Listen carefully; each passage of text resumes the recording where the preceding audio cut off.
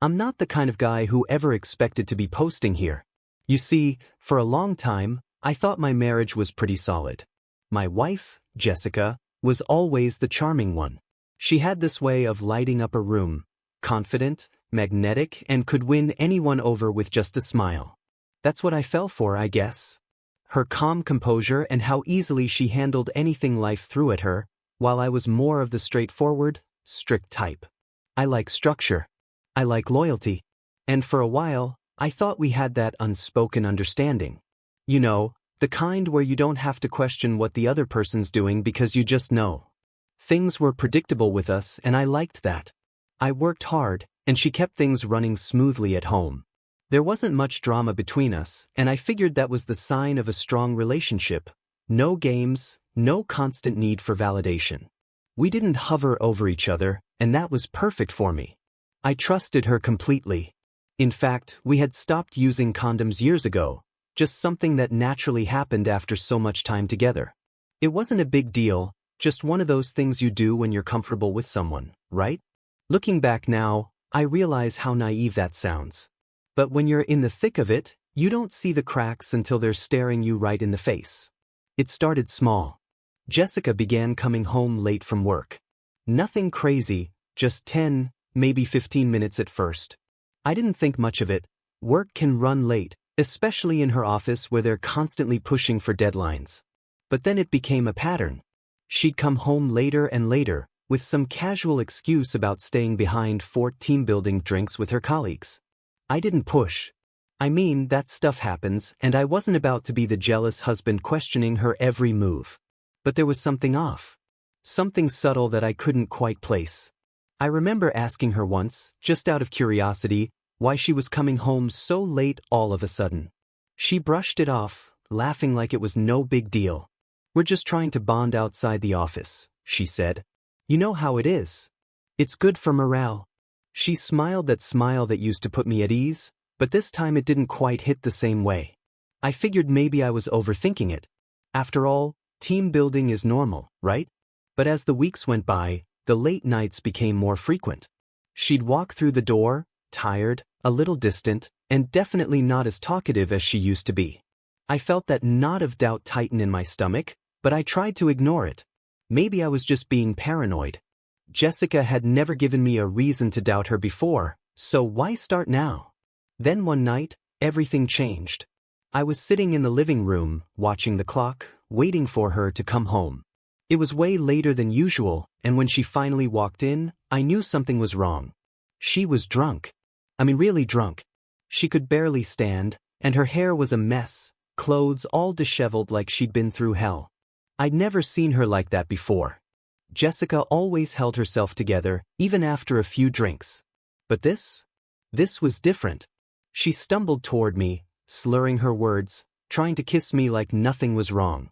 I gently pushed her away, more confused than angry at that point. Where the hell had she been?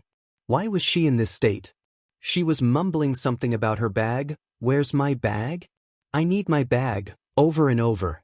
I tried to help her to bed, but all she could think about was that damn bag. It wasn't like her to obsess over something so small, especially when she could barely keep her eyes open. But she wouldn't stop talking about it. "I need it. Where did I leave it?" She was practically asleep by the time I got her into bed, but that nagging feeling in my gut just kept growing. What was in that bag? Why was she so fixated on it? I decided to find out. The next morning, I woke up before Jessica. She was still passed out from the night before, tangled in the sheets, dead to the world. But my mind was racing, stuck on that bag she had been so obsessed with. I couldn't shake the feeling that something was off. Maybe it was nothing. Maybe it was just the alcohol talking. But I had to know. So I started looking for it. It didn't take long to find, half hidden under a chair in the hallway. I grabbed it, feeling that weird tension build inside me, like I was about to open Pandora's box. I didn't want to be that guy, the one who snoops through his wife's things, but something told me that whatever was in that bag was going to give me the answers I needed. I opened it slowly, feeling like I was crossing some kind of line, but unable to stop myself. At first, it looked like the usual stuff: makeup, keys, a couple of receipts. But as I dug deeper, something else caught my eye. Something that made my stomach turn. It was her phone. Now, I'm not the kind of guy who goes through his wife's phone. I never had a reason to before. But that knot in my stomach was getting tighter by the second. I hesitated for a moment, then I unlocked it. The screen lit up, and that's when I saw it. A message from someone named Adam. The preview said, *, last night was amazing. Let's do it again soon, *. My heart stopped. I clicked on the full message thread, and there it was, plain as day. The texts weren't innocent, not by a long shot. They were detailed. Explicit. Talking about what they had done the night before. How they couldn't wait to do it again.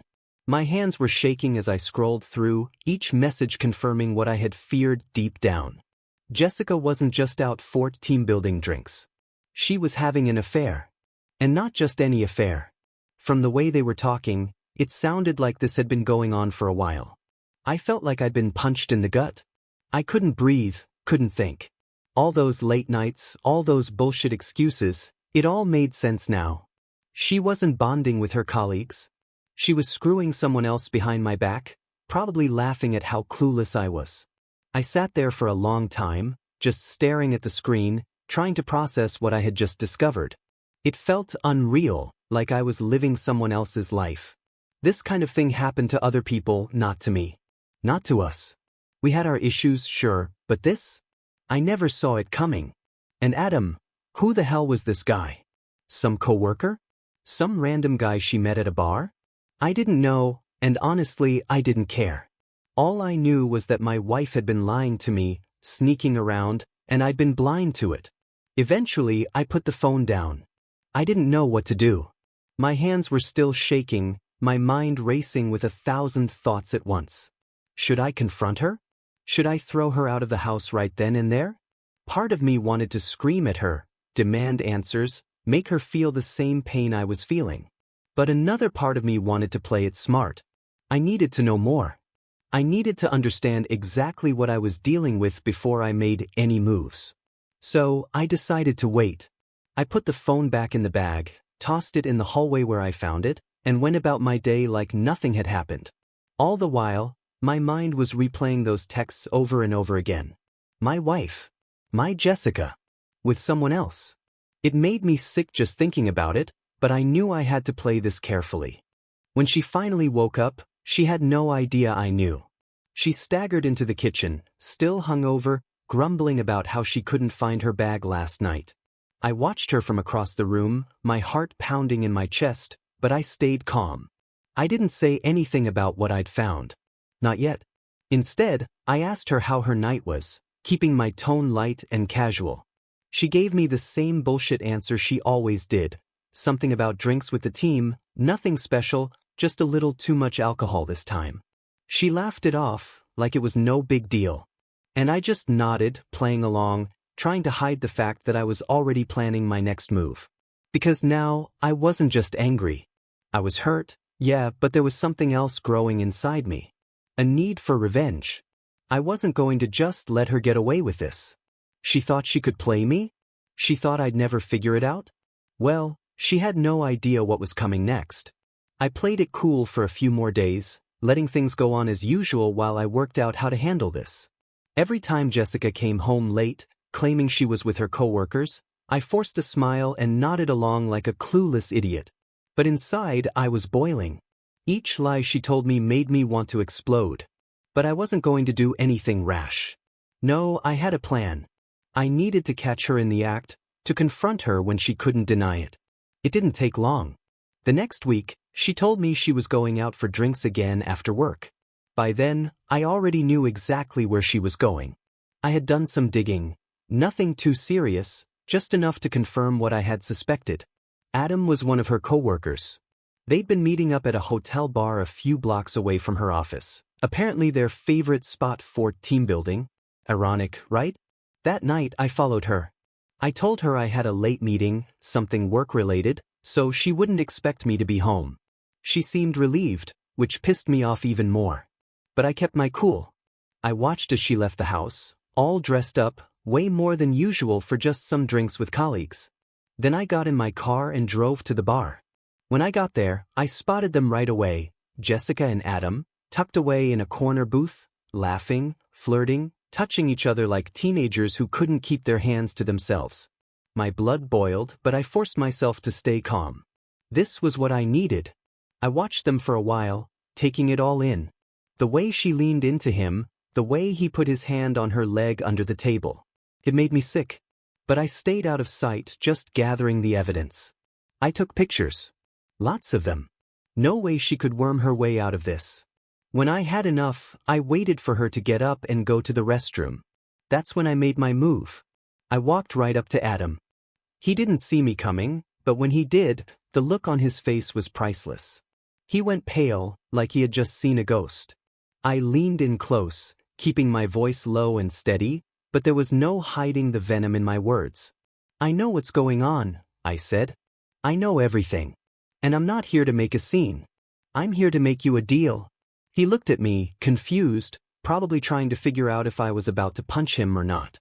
But I wasn't going to give him the satisfaction. I had something better in mind. "I'm not going to divorce her," I continued. "Not yet. Instead, we're going to have some fun with this. You and me. We're going to make her pay for what she's done. And if you play by my rules, I'll make sure you come out of this with more than you bargained for." At first, he looked like he wanted to argue, maybe even run. But then I mentioned the money. Cold, hard cash. Enough to make it worth his while. His eyes flickered with interest, and I knew I had him. I laid it all out, how we'd mock her, make her feel like the fool she was. She wouldn't even know what was happening until it was too late. I'd bankroll the whole thing, and all he had to do was follow my lead. He hesitated for a second, but I could see the greed in his eyes. He wasn't some moral high ground guy. He'd already crossed that line by sleeping with another man's wife, and now he could make a little extra while he was at it. Finally, he nodded. "All right," he said, his voice shaky but eager. "I'm in." We sealed the deal right there. From that moment on, Jessica was playing a game she didn't even know she was in. When she came back from the restroom, she had no idea what had just happened. Adam played it cool, and I slipped out of the bar without her noticing. I was careful. I needed her to believe that everything was still normal, that I had no clue what was going on. But behind the scenes, things were far from normal. Over the next few weeks, Adam and I started setting her up. It was easy at first, just small things to make her look ridiculous. One night, Adam accidentally texted her in front of me, pretending it was meant for someone else. Her face turned white when she saw the message, some cheesy line about missing her. She fumbled for an excuse, stammering about how it was just a joke between coworkers, but the panic in her eyes was unmistakable. I played along, acting like I believed her, while secretly relishing how uncomfortable she was. And that was just the beginning. Adam and I arranged more coincidences, like leaving little clues around the house for her to find, condom wrappers, a strand of unfamiliar hair on my clothes. She was freaking out, thinking she was getting away with her affair while I was somehow cheating on her too. The irony was almost too much. But the real fun came when we started recording everything. Every lie, every stupid excuse she made when she got caught in one of our traps. We got it all on video, carefully saving each clip. We'd watch them later, laughing at how desperate she was becoming.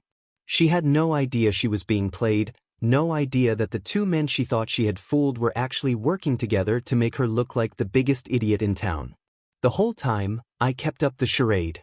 I smiled when she told me she was going out, kissed her goodbye like nothing was wrong. And every time she came home, a little more paranoid, a little more frantic, I enjoyed every second of it. The lies were piling up, and she was drowning in them. But this was just the warm-up. The real humiliation was still to come. Things were unraveling for Jessica faster than she could keep up. She had no idea that Adam and I had joined forces to make her life a living nightmare, and watching her squirm gave me a sense of control I hadn't felt since I first discovered her affair. She was trying so hard to keep everything hidden, so sure that she was the one pulling the strings, but she had no clue that her every move was being recorded and orchestrated by the two people she thought she had fooled. The next phase of our plan was simple. We'd push her deeper into her lies, create situations that forced her to double down, and capture every pathetic attempt she made to cover her tracks. We set her up perfectly. One night, Adam accidentally left a fake hotel room key on the kitchen counter, with a time and date clearly printed on it. Jessica spotted it immediately. Her eyes went wide, and she quickly tried to hide it when she thought I wasn't looking. It was hilarious watching her panic, trying to figure out if I had seen it, if she could somehow spin this into yet another lie. When I casually asked her about the key later, she stammered out some half-baked excuse about a work retreat she was supposed to attend but forgot to mention. The look on her face when she realized she was caught in another lie was priceless. I just nodded, pretending to believe her, all the while knowing that the camera hidden in the corner was recording every second of her pathetic performance. Adam and I laughed about it for days afterward. But that wasn't even the best part.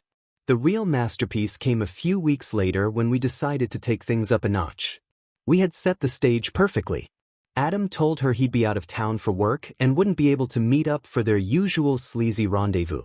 Meanwhile, I told her I was heading out of town for a work conference. She was so relieved, thinking she had the weekend all to herself, free to do whatever she wanted without worrying about getting caught. Little did she know, Adam and I had set up a hidden camera in the bedroom, waiting to capture every move she made.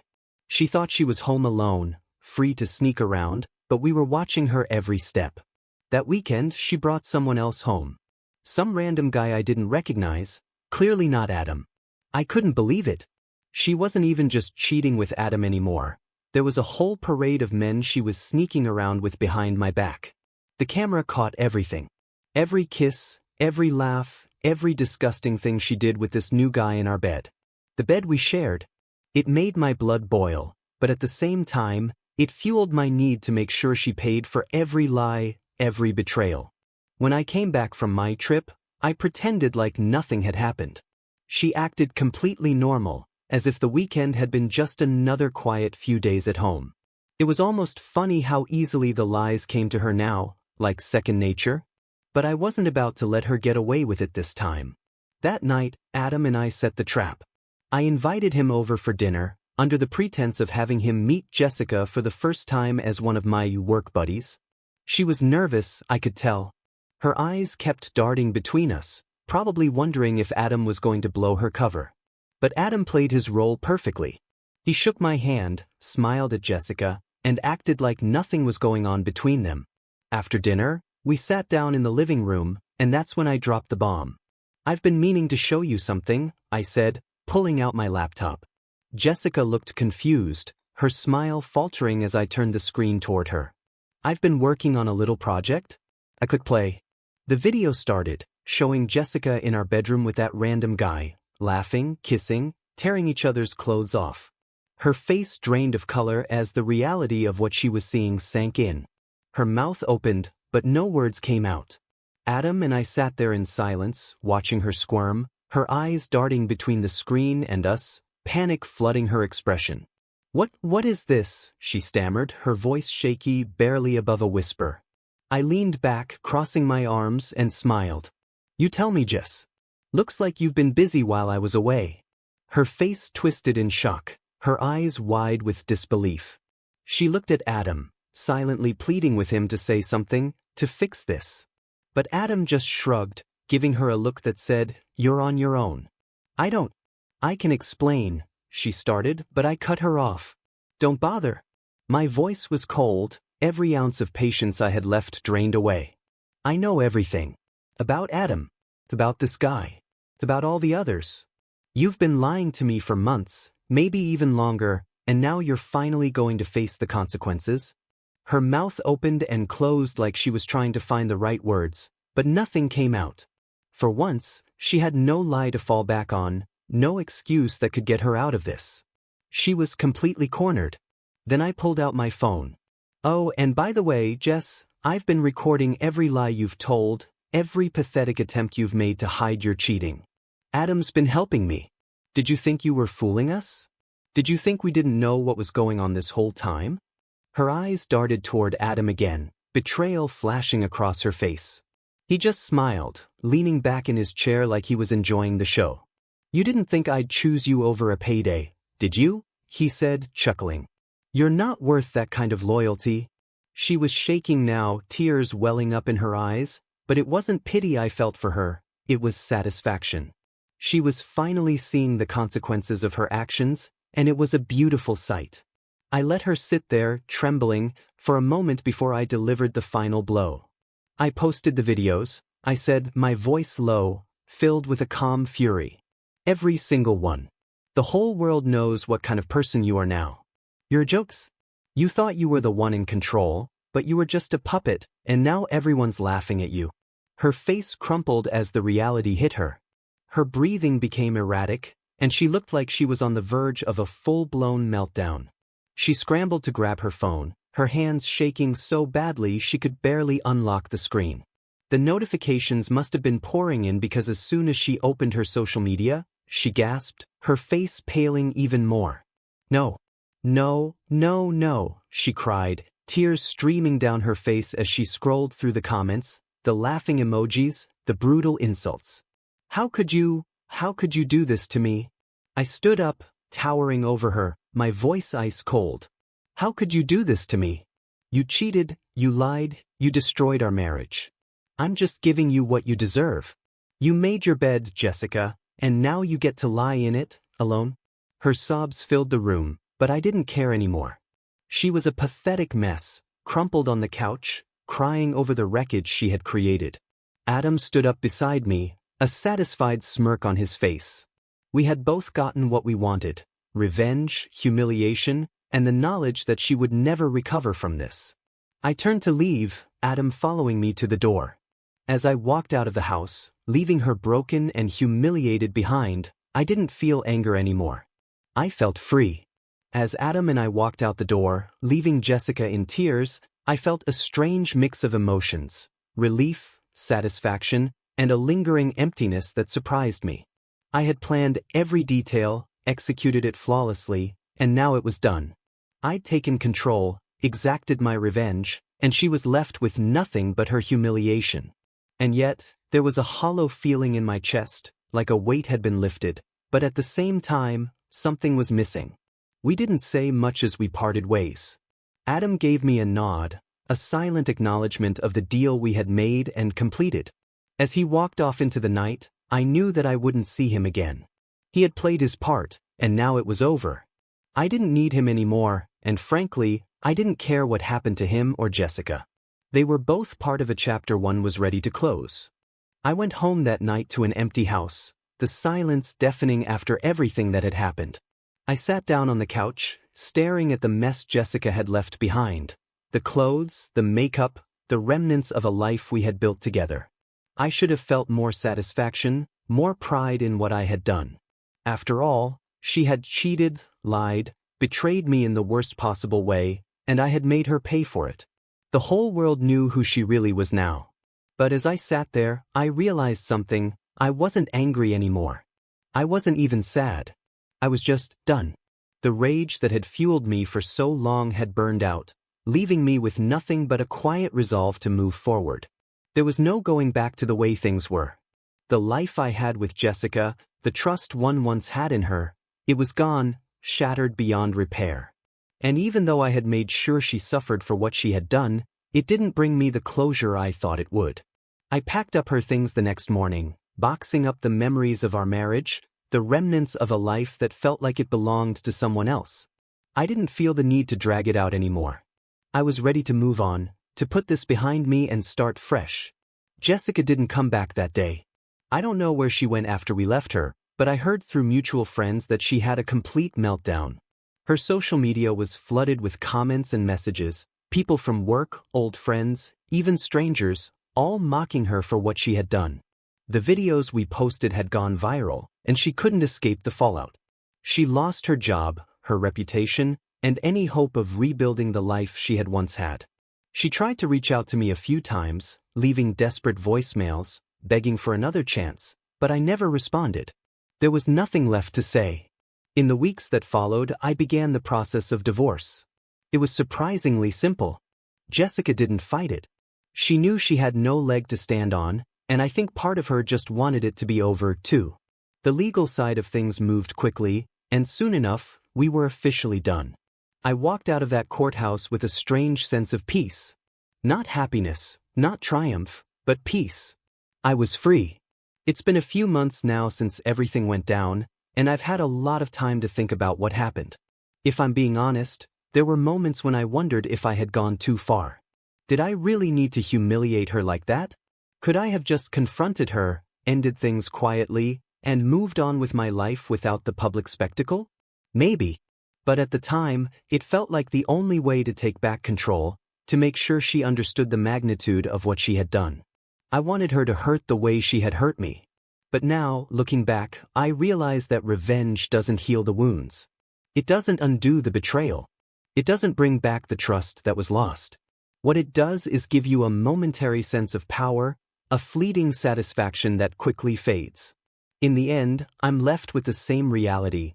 My marriage is over, and I have to rebuild my life from the ground up. The truth is, I learned a lot from this experience. I learned that trust is fragile, and once it's broken, it's nearly impossible to put the pieces back together. I learned that anger can consume you if you let it, but it doesn't solve anything. And I learned that sometimes, the best thing you can do is walk away, quietly, without a grand display, and focus on healing yourself. If I could give any advice to someone going through something similar, it would be this: don't let revenge be your only focus. It might feel good in the moment, but it won't fix what's broken. Instead, focus on yourself. Get out of the toxic situation, rebuild your life, and find your own peace. Because at the end of the day, that's what really matters: moving forward and finding happiness on your own terms. As for Jessica, I don't know what happened to her after the divorce. Last I heard, she was still struggling to pick up the pieces of her life. Part of me feels bad for her, but another part of me knows that she made her choices, and she's living with the consequences. Maybe one day she'll learn from it, or maybe she won't. Either way, that's not my problem anymore. I'm focusing on myself now, taking things one day at a time. I've started reconnecting with old friends, getting back into hobbies I had neglected, and even started dating again, slowly, cautiously. I'm not in any rush to dive into another relationship, but I'm open to the possibility of finding someone new, someone who values honesty and loyalty as much as I do. I don't regret what I did. It was messy, it was painful, but it was necessary. And now, for the first time in a long time, I feel like I'm finally in control of my life again. I want to express my heartfelt gratitude to each and every one of you for watching my videos, sharing them, and supporting me along the way. Your views, comments, and likes are the driving force behind my passion to create captivating and unexpected stories. Every tale I share is more than just a plot. It's a journey of emotions, lessons, and reflections that we experience together. Your engagement brings life and soul to this channel. Thank you for sticking with me until the very end of each video, because the finale of every story is where the real impact lies. I promise to continue delivering twists and turns that surprise, inspire, and resonate with your hearts.